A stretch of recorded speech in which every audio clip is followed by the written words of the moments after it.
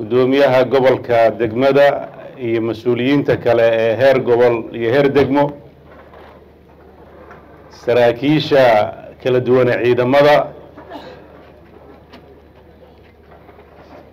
dhammaantiinba assalaamu calaykum waraxmatullaahi wabarakaatu. waxaa ilaahay mahadiisa saaka inuu nagu kulmiyey kulankan quruxda badan ee loogu soo xirayo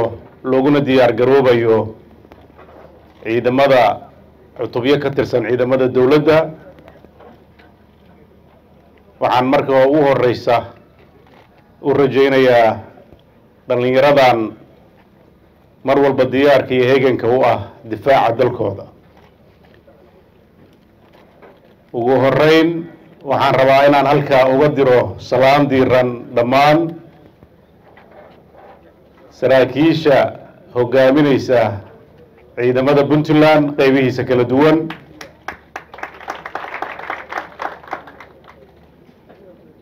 saraakiisha saraakiil xigeenada dableyda iyo dhammaan ciidamada Puntland meel kasta ay ku jiraan.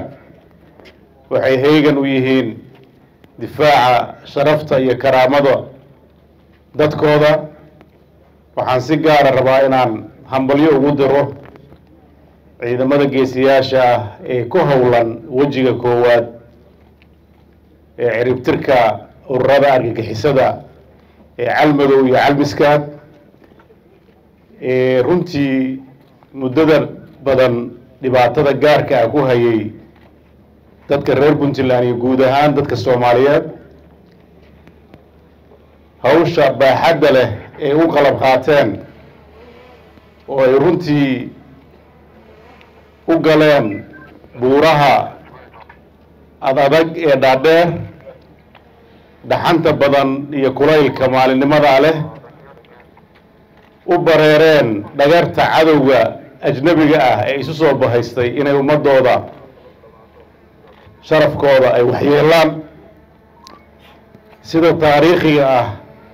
ee bulshada reer Puntland iyo bulshada caalamkaaba ugu soo bandhigeen siday heegan ugu yihiin inay dulliga iyo darxumada dadkooda ka dulqaadaan. waxaan rabaa halka inaan uga duceeyo intii ku shahiiday oo ilaahay u naxariisto, jannatul firdawsana geeyo, inta ku dhaawacantana ilaahay u boogaydhayo. waxaan sidoo kale rabaa halka inaan hambalyo uga diro dhammaan bulshada reer Puntland qaybaheeda kala duwan ee sida sharafta iyo karaamada ku jirto u garab istaagay ciidankooda. waxaan si gaara rabaa inaan ugu hambalyeeyo gabdhaha reer Puntland oo runtii muujiyey dareen ficil wata oo geyiga Soomaaliyeed gudo iyo dibadba meel kastoo ay joogaan la garab taagan sahayda, dhiirigelinta iyo garab istaagga. runtii dagaalkan lagu qaaday buuraha calmiskaad oo ahaa dhul nabdoon taariikhda intii la uumay, degaanadaas waxay ahaayeen degaanada Soomaaliya ugu nabdoon. meelaha qaybtood uma baahanayn xataa booliis in la geeyo, dhacdooyinka caadiga xataa kama dhici jirin, laba qof inay is-ulayso xataa kama dhici jirin. dad nabadeed, dad wax soo saar, dad xadaare iyo ilbaxnimo lahaa. runtii bidaari sibiq bay kugu gashaa baa la yidhi. dad xun oo dadkeenna ka tirsan oo iyaga ruuxadooda maskaxda laga dhaqay ayaa waxay u soo hogaamiyeen cadow ummadooda. waxay tuseen dhulkii laga geli jiray abaarta iyo cadowga oo gaarka u ahaa dadka reer Puntland markay xaaladdu ku adkaato. dhul adag oo buuraleeya oo godad badan oo dadka yaqaan mooyaane dad kaleeto aysan aadi karin ayay waxay u soo hogaamiyeen dhammaan dad ajnabi ah oo dalalka adduunka qaybo ka mid ah oo ka yimid dhinac walba, hadday Aasiya ahaan lahayd, bariga dhexe iyo Afrika intaba. halkaas ayay waxay u soo hogaamiyeen khayraadkii. waxay yiraahdeen dad dambiilayaal ah oo adduunka iyo deegaanadooda dambi ka soo galay inay yiraahdeen meelaha halka lagu dhuuman karo aan lagu gaari karin baa jira. meelahays yidhaahdeen dembiyadiina adduunka uga dhuunta waxaa ilaahay mahaddiisa wiilal geesiyaalah oo dhulka iyo degaanka yaqaan inay sidii daanyeeradii halkaa galay kala soo baxeen runtii waxaan u mahad celinayaa dhallinyarada godadka fariimaha nooga soo diray gaar ahaan ani iga soo diray oo kala soo baxay cadowga meelihii ay galeen waxay ogaanayaan ciidanka puntland meel kastoo aada gashaan way inaga dabagelayaan waa dhulkoodii waa degaankoodii way inaga badiyaan waxaan runtii u mahad celinayaa dadka degaanka madaxdooda dhaqan iyo madaxdooda siyaasadeed sida ciidamada ay u garab istaageen sida ay gulufkan qaybta weyn uga qaateen sidii abaabulka ciidamada iyo taakuliintiisa qayb uga qaateen waxaa ilaahay mahaddiisa bulshadeenna xoolo dhaqatada ahayd iyo xijiyeysatada ahayd inay gacan weyn ku siiyeen ciidamada ka yimaadeen degaanadaas bulshadooda ay garab ku istaageen soo sheegeen meelaha ay ku dhuumaalaysanayeen taasoo u sahashay ciidanka guulaha degdega ay aragteen inuu gaaro waxaan rajaynayaa dadka qaybihiisa mararka qaybtood meelaha ku haray hadday fariimihii hore gaarin inay maanta codkayga maqlaan marar badan baan u sheegnay degaankaasi inta laga safaynayo waa dagaal colaadi ka socoto dadka rayidka ah waxaan u sheegaynaa inay halkaas ka fogaadaan maadaama dirir ay ka dhacayso waxaan kaloo marar badan baaq halka ka dirnay cid kasta fursaddii weli way furan tahay dib u xisaabtanta ka soo noqoto waxay ku jirtay isu soo dhiibta dowladdeeda inay geli doonto ammaan iyo in xaaladooda dib loo fiiriyo inta dhiman waxaa puntland ka go-an wejiga labaad inay berri iyo bad iyo cirba kala dagaalanto waxaan caddaynaynaa dadkaasi inay noqdaan hadday issoo dhiibi waayaan wax la dilay iyo wax maxaabiis dagaal lagu qabtay oo loola dhaqmo sida maxaabiista dagaalku ay leeyihiin cid dambe oo fursad la siin doona ma leh waajibaadkaas ciidanka dowladda puntland meel kasta ay joogaan waa ay qabaan waan uga mahad celinayaa taliyaha sare ee ciidanka difaaca puntland ee hogaaminaya howlgalka ee aan intuu gadaal fadhiistay sida lagu yaqaano ciidamada bar hogaamineed aan ka hogaamine farinta hore dagaalka ku jira waxaad ogaataan taliyaha booliiska iyo taliyaha ciidamada daraawiishta difaaca guud waxay ku jiraan farinta hore ee dagaalka ma aysan oran ciidamadooda baxa annagana gadaal baa inaga abaabulayna waxaan ku kalsoonaataan shacabka reer puntland ciidamadu inay ku fulan yihiin inay dalkooda iyo dadkooda difaacaan waxaan runtii muujiyeen karti waxay muujiyeen kala dambayn waxay muujiyeen adkaysi waxay muujiyeen in ay la yimaadaan tab iyo xeelad ay kaga gudbaan waxyaaba aan markii hore xataa lagu talagelin dhagarta cadowga oo badan ajaanib ka soo dagaalantay daafaha adduunka waxa ay la yimaadeen sidaad aragteen inay ku dagaalamaan markii ugu horreysay soomaaliya drone qarax saaran yahay in lagu dagaalamo waxay ku guulaysteen ciidamadu 100 daroon wax ka mid ah badan inay dhulka soo dhigaan waxaa ka dhacay taariikhdu aysan ilaawi doonin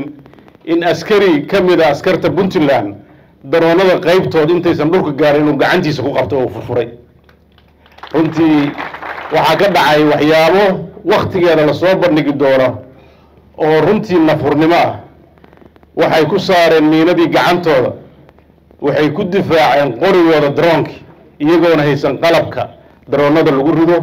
laakiin ilaahay mahadiis dowladda oo ka jawaabaysa hadda baahidii soo baxda waxaa si degdeg ah loo gaarsiiyey ciidamada qalabka lagula dagaalamo daroonka iyo qalabka lagula dagaalamo miinada waxyaabaha ay ka bedeleen waxa ay bedeleen miinadii qalabkii loo keeni jiray kuwa ka dhuumanaya laakiin habkay aadaanba xalkiisa ayaa dowladda Puntland goosatay inay gaarto waxaan ilaahay idankiis duruufahaas adag dhulkaas dhaadheer aad aragteen dowladdu ay goosatay wax kasta oo awoodeeda ah oo dadka lagu ciribtiri karo inay ciidamadeeda u diyaariso dhaawacooda daryeesho xuquuqda dadka halkaa ku shahiidana siday horay dowladdan u ballan qaadi jirtay ay ilaaliso caruurta iyo agoomaha shahiidiintaas ay ka dhinteen ilaahay idinkiisa waxaan rabaa fariintayda ku aadan Puntland in aad sida quruxda badan ee gudaha dibadba ugu midowdeen inaydan isdhigan ilaa la soo gabagabeeyo wajiga labaad iyo saddexaad oo ujeedadiisu tahay in dhammaan geyiga Puntland laga ciribtiro ururo argagixisa oo hubaysan oo meel joogta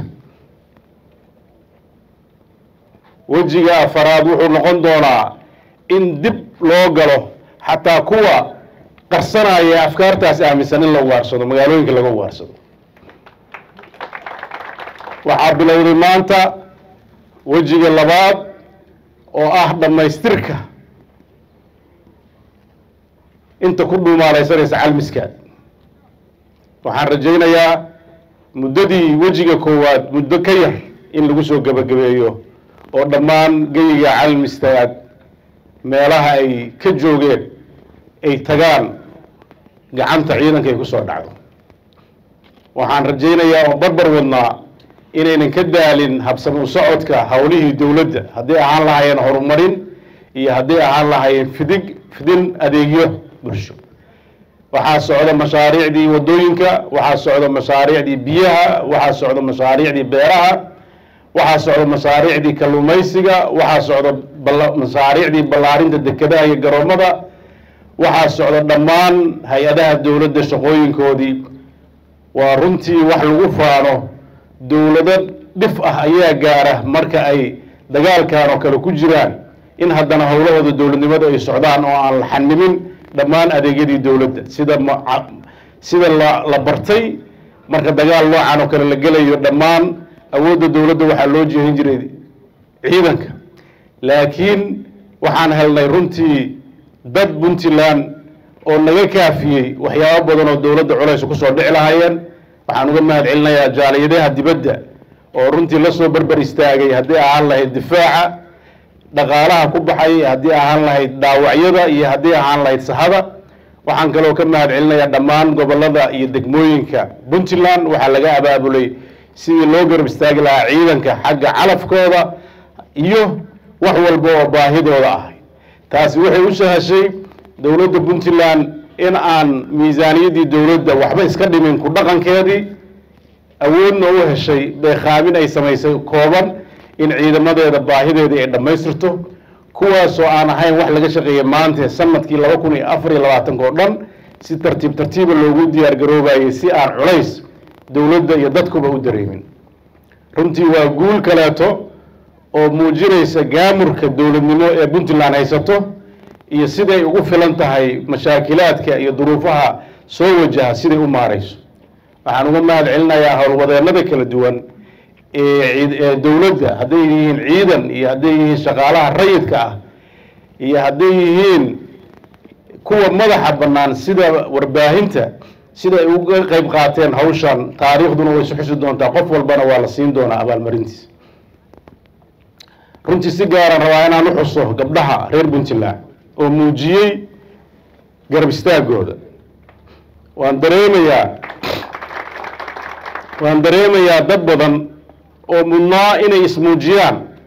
wahabkii muddada badan saarnaa inuu cabsi ku hayo codadka ganacsatada iyo culimmadu waa hooseeya laakiin waxaan u cudur daareennaa duruuf adag bay soo mareen waan la fahamsannahay waxaase rajaynayaa maanta wixii ka dambaysa inay kor u hadlaan ballanteenu saasay ahayd waxaan ka ballan qaadnay inaanan hadda culayska hawshaas waxbana laga dirayn maxaa yeelay cabsida muddada dheerna lagu hayay iyo hanjabaadda waxaan rabnay inaan tusino inaynan waxba ahayn waxaan tusinaynaa inay haystaan wiilal iyo gabdho u caaboon difaaca dadkooda ku faraxsan inay meel walba u galaan naftooda u huraya كفر أحسن إيوه ضاوع ودركيسين عدكي جنرال فؤاد isagoo dhaawac oo la qaadayo wuxuu ku hadlayay sidaasoo kale wada miiro weeye dhalinyarada reer Puntland difaacooda ku jirta waxaan rajaynayaa hawshaas inay noqoto hawl runtii mudan in wax laga barto waxaan dadka Soomaaliyeed u sheegaynaa cadawga dalkan ku soo duulay ee shabaab iyo daacisha uma baahna qayladaan badan dawladaha xubnaha ka ah dawladda federaalka iyo federaalkaba isku tashigooda ayay ku filan yihiin inay dabar jaraan Puntland baa tusaale u ah iyadoo xataa shacabkii aan dhimin shacabkii iyadoon dhibin oo dagaalka gelin ayay ciidamadii dawladda oo kaliya ku filnaadeen inay hawshaas u qumaan oo waliba meel la mid ah Soomaaliya duruuftaan oo kale ma jirto buurahan oo kale meel leh gariga Soomaaliya ma jirto sidaa u adag waxa ay qoryahooda aad aragteen dashiikiyaasha waxay dhalinyarada halkaa u soo dhigeen oo baabuurta u saarnayn waxay ku tababarteen inay dusha ku qaadaan hoobiyaasha iyo dashiikiyaasha iyo qoryaha culus dhalinyarada buuraha ka baxdeen dameerana ma wadan awrna ma wadan sida dadka halkaa degan ay ku dhaqmi jireen dushooda ku rarteen oo ugu gaareen godadka cadowga oo kala soo baxeen oo waxaad aragteen ay muujiyeen intii taariikhda qori doonta dawladda Puntlandna ciidamadaas abaal gaar ah ayay u haysaa si gaar ah ayay u xurmayn doontaa markay howlahooda soo gutaan waxa qiimeynayna haddii Ilaahay idmo qof kastoo halkaa tagay maanta wuxuu naga mudan yahay sharaf gaar ah iyo cizi aan u hayno duruufta adag ay ku shaqeynayeen sahayba yar ay isticmaalayeen qalabka kooban ay haysteen iyaga oonan haysan tiknoolajiyada dagaal ee maanta adduunka u gudbay la dagaalamayay dad caalami ah oo qaarkood ciidamada dawladooda naga horumarsan ka mid ahaa oo farsamo yaqaan ah iyo wax walba iyagu gacmahooda ku samaysanayay laakiin duruuftaas waxayna bartay inaan annaguna ka badino oo ka sayr caleeno Ilaahay idinkiis waxaan rajaynayaa wajigan labaad inuu ku soo dhamaan doono si guul ah waxaan u rajaynayaa dadka reer Puntland waa cusub oo u bariyay inay ku noolaan doonaan farxadii ay haysteen boqolkiiba 5 ka dhinaa inay u soo noqon doonto waxaan sii waayay damiirkeena iyadoo Puntland boqolkiiba 95 inta badan dadku nabad iyo deganaan iyo socdaysaan in boqolkiiba 5 kamid ah deegaanadeena ay ruuxbi iyo culays iyo xadin ay ku jiraan iyo gumaad oo hantidooda la boobayo runtii arrintaasi arrin u cuntantay ma ahayn arrin ay ku ceebaysnaayeen reer Puntland bay ahayd waxaan runtii Ilaahay mahadiisa in dadka iyo dawladda Puntland uu garansiiyay maanta inay hawshaas u qalab qaataan si sharaf leh inay uga soo bixi doonaan inay noqon doonto runtii wax dadka reer Puntland lagu barto cadow damana inuu dhulkiisa soo hawaysan waxaan rabaa oo kale inaan halka ka diro fariin nabadeed waxaan gaar ahaan ka dirayaa qulqulatooyinka ka socda deegaanada mudug gaalkacyo gaar ahaan iyo galdogob inta u dhaxayso waxaan kaloo rabaa fariin halka ugu diro qulqulatooyinka ka socday ama ka soo cusboonaaday magaalada Ceerigaabo oo runtii ah dhul la wada degan yahay dadka reer Puntlandna ay degan yihiin Somaliland ay degan tahay 30 sano la soo dhaafay waxaa lagu wada joogay heshiis nabadgelyo oo beelaha halka degan ay wada gaareen oo runtii dawladda Puntland ay ixtiraami jirtay dawladda Somaliland ay muddo dheer ixtiraamaysa isbedelka Somaliland ka dhacay wuxuu ceeb ku yahay inuu gaar ahaan isbedel ku yimaado magaalada Ceerigaabo waxaan halka fariin uga dirayaa mas'uuliyiinta Somaliland in ay faylkaas dib u fiiriyaan taariikh fiican ma aha waxaan rabnaa colaadaha inaan ka soo doogno waxaan rabnaa cadowga qura ay Soomaali leedahay meel kasta ha joogtee inuu yahay al-shabaab iyo daacish iyo cid argagixiso ah oo dadkan ku soo fool leh waxaan rabnaa dagaalada qabiilada in la joojiyo dagaalo siyaasadeedna aysan dhicin waxaynu u baahannahay nabadda inaynu ka shaqeyno waxaynu u baahannahay kala dambeynta inaynu ka shaqeyno waxaynu u baahannahay reer Puntland haddaynu nahay waxaynu qiraynaa inaan diyaar u nahay inaan dadka walaalaheena ee Soomaaliyeed deegaanka aan wadaagno inaan nabad kula noolaano annagoo xuquuqdeena ilaashanayna sidoo kale annagoo ixtiraamayna xuquuqda dadka dariska ay leeyihiin waxaan rabaa inaan halka reer Puntland meel kasta ay joogaan ugu baaqo midnimo waxaan rabaa inaan ugu baaqo inay ka shaqeeyaan horumarkooda waxaan rabaa inaan ugu baaqo inay ixtiraamaan hay'adaha dawladda iyo kala dambeynta iyo hay'adaha dastuuriga ah ee siyaasadda lagu maareeyo iyo wax kasta oo yimaada in lagu maareeyo habka iyo hanaanka ugu habboon ee diinteena xaniifka ah iyo shuruucdeena dalka ayna siinayso waxaan rabaa inaan halka fariin uga diro dadka reer Puntland ee runtii ka carooday dadka ajaanibta ay soo dhaweeyeen ee albaabadooda u fureen ee dhulkooda ay ku soo dhaweeyeen duruufaha haysta awgood inay isu bedelaan inay ku soo dhex dhuntaan kuwa sharwadayaal ah oo rabo inay dadkan gumaadaan waxaa cad in ajnabigu buuraha kaliya saarneed ee daacishta ah ee waxyaabaha kale ka shaqeynaya ciidamada ammaanka iyo hay'adaha dawladda ku shaqo leh waxaan farayaa cid kasta oo ajaanib oo dalkan soo galayso in ay la ilaaliyo hanaanka iyo habka ay ku soo galayaan iyo sida ay ku joogayaan lana ixtiraamo xuquuqda ay leeyihiin dambiilayaasha ku dhex dhuumanayana laga soo saaro shacabkayga waxaan farayaa dadka duruufaha gaarka ah ay u keeneen inay dalkeena yimaadaan ama muhaajiriinta ah ama nolosha u soo doontay haddayba suuragal tahay in sidii aad u soo dhaweyn jirteen u soo dhaweysaan idinkoo ilaashanaya sharaftiina iyo karaamadiina iyo deganaanshaha dalkiina dawladdiinu way ku filan tahay arrimahaas inay hoos u eegto oo ayna ka shaqaynaysaa waxaan insha Allah fariinteedu tahay falalka aan fiicnayn ee maalmahan dambe baraha bulshada la wareejinayay oo aanan dhaqan u ahayn reer Puntland in dib loo fiiriyo dhalinyarada xamaasootay iyo shacabka runtii dareenka uu qabtay in dadkoodii dad ay soo dhaweeyeen saa u galayaan way ku mahadsan yihiin dareenka inay muujiyaan laakiin siyaabo sidaa ka qurxoon ayay ku muujin karaan oo isku garab istaagi karaan dawladooda iyo ciidankooda ciidamada booliiska iyo kuwa nabad sugidda waxaan farayaa hanaanka arrimaha loo maareynayo inay si fiican dib ugu fiiriyaan oo ay ku filnaadaan inay arrimahaas waxa dadkoodu ka tabayo ay ka helaan waxaan rajaynayaa guul waxaan ii rajaynayaa horumar waxaan ii rajaynayaa dhalinyaradan halka taagan inaad sidii nimankii walaalihiin inaga horreeyay guulaha u gaareen idinkana guulo kuwa lamid ah gaari doontaan sharafta aad qayb ka qaadan doontaan markaad halka ku jirteen dagaalka kama idin maqnayn milicdan ayaa ku tababaranayseen waxaad u diyaar garoobayseen saaxiibadiina inaad wareegga labaad ka nasisaan ma aydan ahayn kuwa aan dagaal ku jirin ciidamada Puntland meel kasta ay ku joogaan heegan bay ku jiraan kan buurta saaran iyo kan banaanka joogaba waxay diyaar u yihiin difaaca dalkooda Puntland waxaa ka go'an dawlad ahaan iyo shacab ahaanba ka shaqaynta amniga iyo sugidda badqabka dhulka iyo dadka Puntland taas hadda slogan noo ah waxa kale tawaayahooda iyo waqtigooda aan ka hadli doonaa aad baad u mahadsantihiin wassalaamu calaykum waraxmatullaahi wabarakaatuh